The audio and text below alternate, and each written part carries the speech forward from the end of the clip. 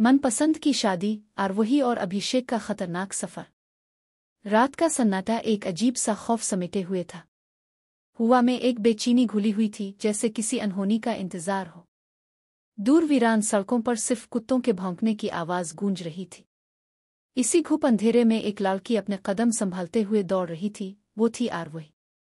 इसके चेहरे पर खौफ साफ झलक रहा था। पसीने की बूंदें माथे से टपक रही थीं और सांसें तेज चल रही थीं। पीछे से आती कदमों की आहट ने इसकी रूह तक को हिला दिया। वो जानती थी इसके पीछे कोई है, गुंडे। ये वही लोग थे जिनके बीच वो गलती से फंस गई थी।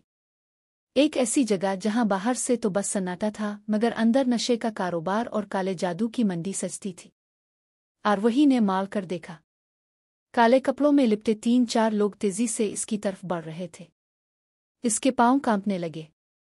वो और तेज भागी, लेकिन अचानक एक हाथ उसके कंधे पर पड़ा।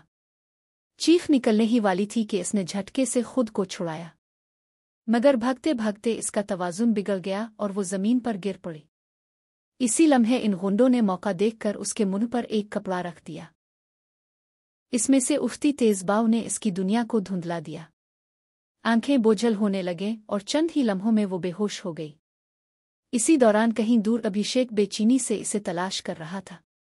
दिल बार बार इशारा दे रहा था कि कुछ गड़बड़ है। आरोही, कहाँ हो तुम? इसकी आवाज वीरान रास्तों में गूंज रही थी। अचानक इसकी नजर पड़ी। कुछ लोग एक लड़की को वैन में डाल रहे थे। इस लड़की का चेहरा ढका हुआ था, मगर अभिषेक का दिल कह रहा था कि वो आरोही ही है।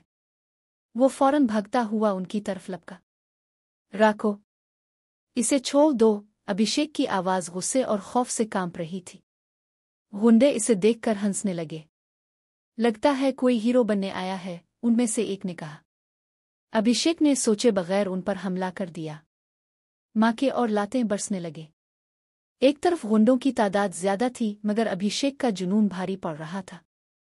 वो जानता था कि अगर आज इसने हिम्मत न दिखाई तो आरोही को हमेशा के लिए खो देगा। मगर इसी वक्त एक गुंडे ने लोहे की राड उठाई और पीछे से इसके सर पर मार दी। वो लड़खड़ा कर जमीन पर गिर पड़ा।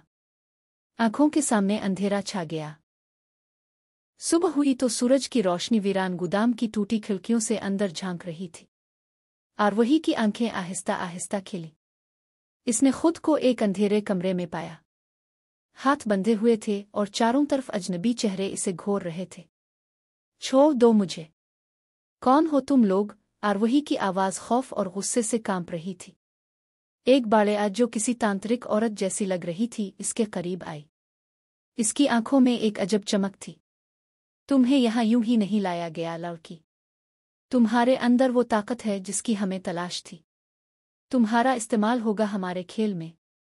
आरोही सेम गई। कौन सा खेल? वो औरत हंसी। काले जादू के खेल में। तुम्हारा खून हमारी ताकत बढ़ाएगा। आरोही का दिल जोर जोर से धड़कने लगा। इसे समझ आ गया कि ये लोग सिर्फ नशे का धंधा नहीं करते, बल्कि तांत्रिक विद्या और इंसानों की बेली तक देते हैं। अलिफादेर अभिषेक भी बेहोश पड़ा था, मगर किस्मत ने इसका साथ दिया।